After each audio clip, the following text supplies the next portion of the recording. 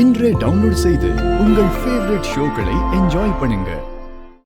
இவ்வளவு நாளா லக்ஷ்மி நம்ம எல்லாருக்கும் கண்ணை கட்டி விட்டு விளையாடி இருக்கா.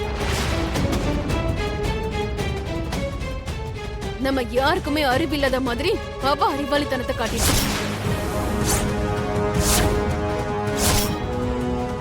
மனிஷா, இப்போவாது உண்மையை சொல்ல போறியா இல்லையா?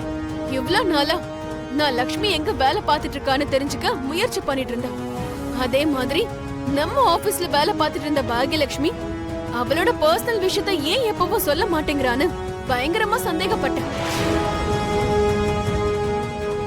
இப்போ உண்மையான விஷயம் என்னன்னா, லக்ஷ்மி பாக்யலட்சுமி ரெண்டு பேருமே ஒருத்தர் தான்.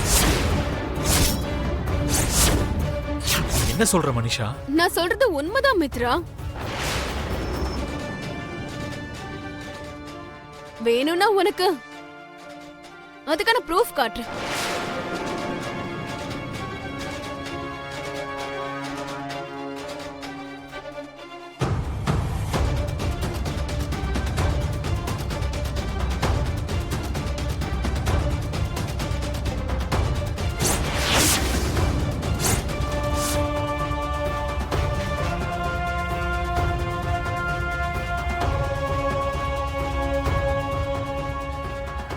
என்ன லக்ஷ்மி இதெல்லாம்?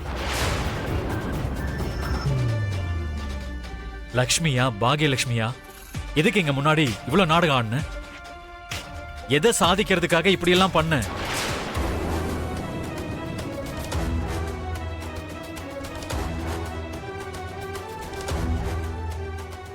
உன்னதான் கேட்டுட்டு இருக்கேன் லக்ஷ்மி. இவ்வளவு நாளா நீ செஞ்ச விஷயத்துக்கெல்லாம் எந்த அர்த்தமும் இல்லைன்னு நினைச்சிட்டு இருந்தோம்.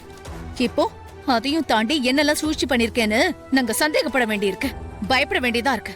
என்ன பார்த்தா அப்படி குற்றம் செய்யறவ மாதிரி உங்களுக்கு தெரியுதா அத்தை? அப்ப இதுக்கு என்ன சொல்ற? மாறு வேஷத்துல பாக்யலட்சுமிங்கிற பேர்ல மித்ரா ஆபீஸ்ல நீ எதுக்காக வேலைக்கு சேர்ந்த? மனசுல உனக்கு எந்த ஒரு கெட்ட எண்ணமும் இல்லாம இருந்தா உனக்கு இந்த மாதிரி மாறு வேஷம் போட வேண்டிய அவசியம் என்ன வந்துச்சு? லக்ஷ்மி சொல்லு, உன் மனசுல என்னதான் இருக்கு? நீ எதுக்கு இதெல்லாம் பண்ணிக்கிட்டு இருக்க? இன்னும் என்னெல்லாம் பண்ண போற? இங்க பாருங்க, நான் இப்போ என்ன சொன்னாலும் உங்களுக்கு புரியாது. புரிஞ்சாலும் அதை நம்புற நிலைமையில நீங்க இல்ல. அதனாலதான் என்னால எதுவுமே சொல்ல முடியல. ரொம்ப நல்லாவே சமாளிக்கிற லக்ஷ்மி. செஞ்சது ஒரு கேவலமான விஷயம். ரொம்ப பிளான்டாவே எங்களை ஏமாத்திருக்க. ரொம்ப தெளிவாவே எங்க எல்லாரையும் ஃபூல் ஆக்கியிருக்க.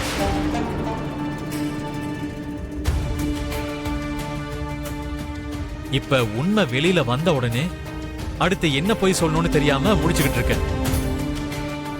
அப்படிதானே? உன்னை நம்பினதுக்கு இந்த குடும்பத்துக்கு எனக்கு ரொம்ப பெரிய லெசனை கொடுத்துட்டேன்.